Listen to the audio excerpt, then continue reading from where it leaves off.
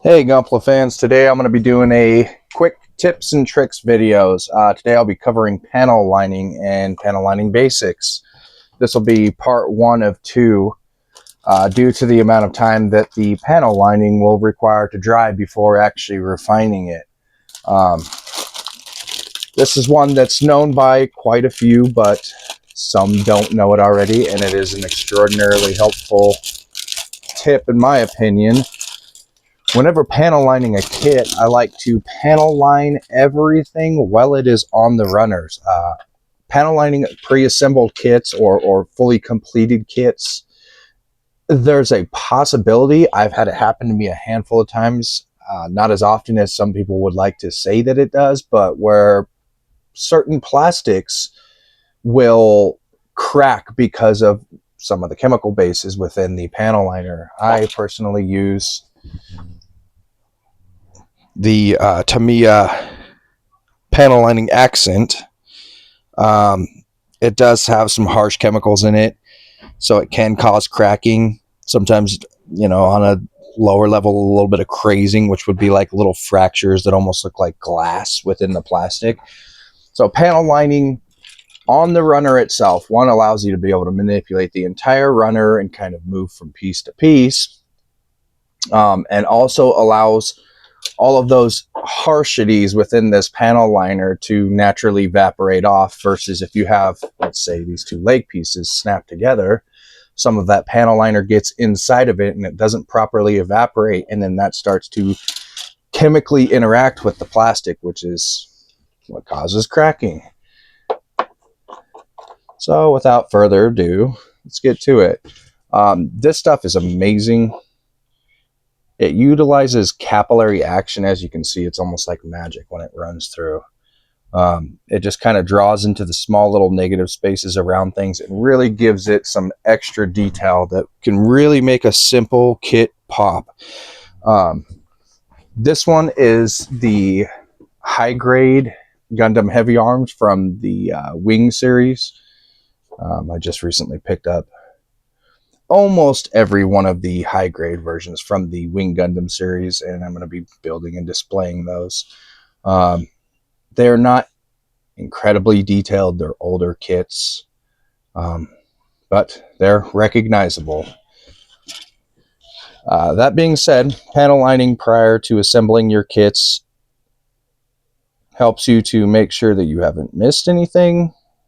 It allows them to properly cure, avoiding cracks, and it just makes it easier to go through and do your cleanup afterwards, and also to just make sure that nothing has been missed. When panel lining, I'll generally dip it in, kind of brush off the excess on the side of it. That's another reason why this stuff is great. It comes with a built-in brush, makes it a bunch easier. Small conveniences can definitely increase the speed in which you're able to produce a build. My backlogs are stacking up, so anything that I can do that isn't necessarily cutting a corner but just has some sense of ease of use to it, I will always utilize that practice, because, well, the quicker I can build one, the quicker I can move on to the next one and continue to expand my collection, which I think for those of us who enjoy building Gunpla and displaying them, that's always a goal that is in mind, is that we want to expand our collection. In areas like this where it gets really kind of out of control, that is not an issue whatsoever. As I said before, this will be a part one of two, just simply because of the fact that I generally like to give my panel lining a half-hour to hour period of time to cure up, um, before I begin the cleanup process. I find anything more and it becomes a real pain to clean the surface. Anything less, and if you're not extremely careful, you just kind of tend to wipe it all away, and then all of that work was for nothing. So it's finding that happy medium. I usually find that to be about a half an hour to an hour. I think any more makes, like I said, cleanup a nightmare. Any less, and well, all your work tends to go away, which we definitely don't want that.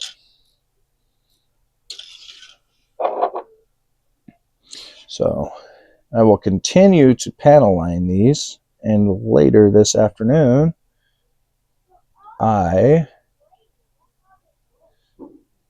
will do a follow-up video for cleanup. You do not have to use the Tamiya panel liner. I've seen a lot of people, and I've actually made them myself, making panel line washes out of acrylics, utilizing distilled water and acrylic paint, and then using just regular everyday dish soap. It's a binding agent, which kind of helps the paint flow into all of these little tiny cracks and crevices to bring out that detail. If you guys are interested in that, I can put a video together showing you exactly what one of those kind of mixtures would look like. If that's something you guys would like to see, leave me a comment, and that's something that I can put together. I have definitely done a handful of them, and it has been trial and error, but I've got a pretty solid mixture together at this point that I find works really well. So yeah, again, if you guys would be interested in seeing that, comment and let me know, and I can get that put together. All right, I will see you guys later on today.